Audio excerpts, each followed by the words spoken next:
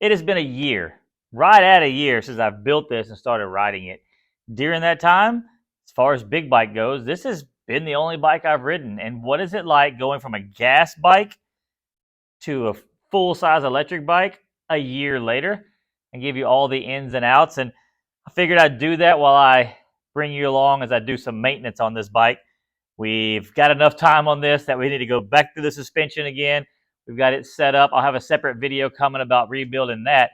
But got to do steering stem bearings and linkage bearings. So let me bring you along as we do maintenance, and I'll give you the full update of what it's been like riding an electric bike full time for a full year after spending a lifetime on gas bikes. One of the nice things that I've done with mine is I've made it basically toolless removal. I have the restyle kit on an 03, and it has a bolt that goes in the seat back here that actually holds the seat on. And from the factory, it was an Allen bolt. So what I've done is built this little bolt here, and pull the seat off like that. And there's that bolt right there that you see.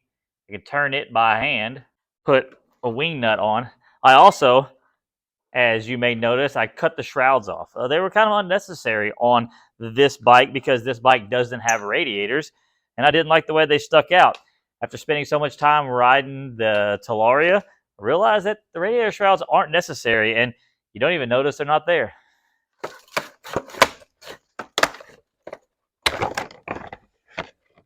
One of the great things about building your own bike is you get to pick the suspension that you want. And this 03 Honda, unbelievably good balance for the chassis. So the great thing about doing a build instead of a buy of a Sur-Ron or something along those lines, you get a full-size bike with full-size chassis. And yeah, it's really nice to be able to know that you know every nut and bolt on the bike and what needs to be done. The next awesome thing about the electric bike is traction. That's right, this bike gets amazing traction all the time. Something about the way that the electric bike puts the power down and just pulls constantly, it allows you to modulate the traction all the time. We'll say though, when it does let go, if you're not careful, this back wheel builds RPMs so fast because there's nothing that inhibits its ramp up.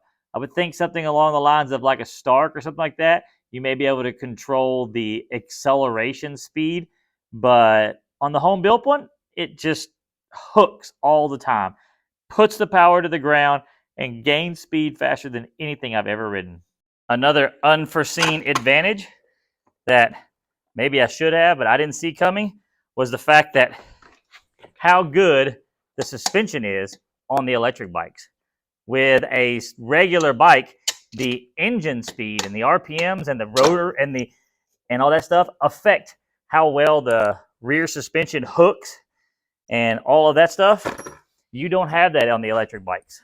So what you end up with is a rear shock that is always the same no matter where you are in the RPM or speed, and is always tracking good.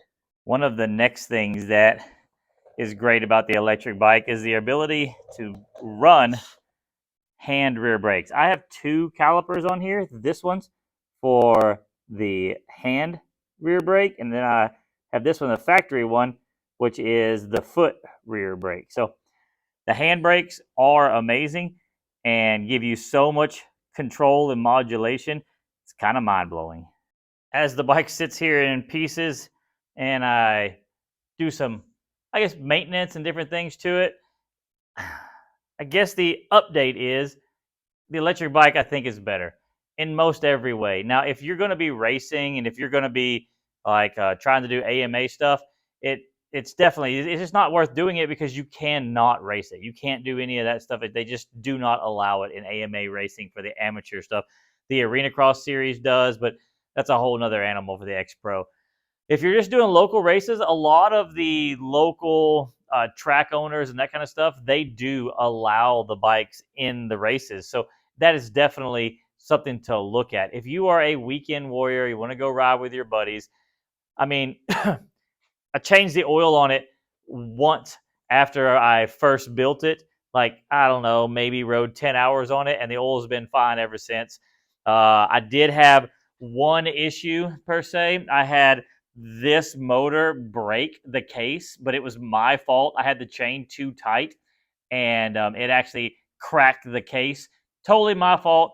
They had updated the motor recently, so what does that mean for me? I had to end up buying a whole new motor. Now I can just buy the case itself, a couple $100 fix, and new bearings. So yeah, there's pros and cons. I did ride on the trails around the house my gas bike for the first time just a few weeks ago, and right at a year mark, and I was pleasantly surprised how much I enjoyed the actual gas bike. It was just different, and it did help me a few things. I don't use the clutch near as much as I used to. My corner speed was way, way, way better entrance speed, and I did find some advantages to using the gas bike. One thing you cannot do with this is you cannot lug. Everything for these is all about throttle control. And what do I mean by it's all about this. Now, I did get better at the throttle control, but one thing I did enjoy about that gas bike was able to upshift and just let the motor lug to be able to control the power. I have a video coming up. I'm going to try to shoot it this weekend. We'll see how long it takes me to get it out. But I'm going to try to shoot it this weekend of bringing this bike and my gas bike to the track and riding them back to back on a motocross track. Now, this track, if I'm going to the one that I'm planning on, is real sandy. It's going to be a huge advantage for the gas bike because the sand is the electric bike's weakness. The sand is where they struggle, not for power-wise. It just zaps the battery. It really, really, really pulls all of the overall power out of the bike. Not power. It has plenty of power. It pulls the charge out of the bike. You get, even for me, it cuts it down probably. I get 2/3 of the battery life that I did get when I wasn't riding in deep, like rutted out sand.